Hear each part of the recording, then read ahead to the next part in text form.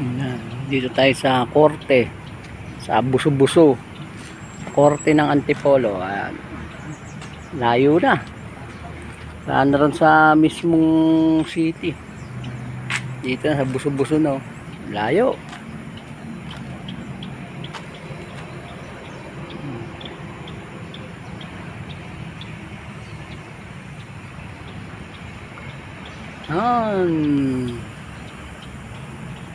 Dito tayo ngayon.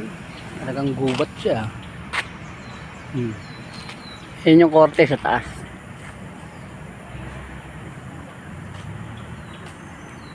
Sa mga pupunta rito, kailangan meron kayong sasakyan at na biyahe malayo.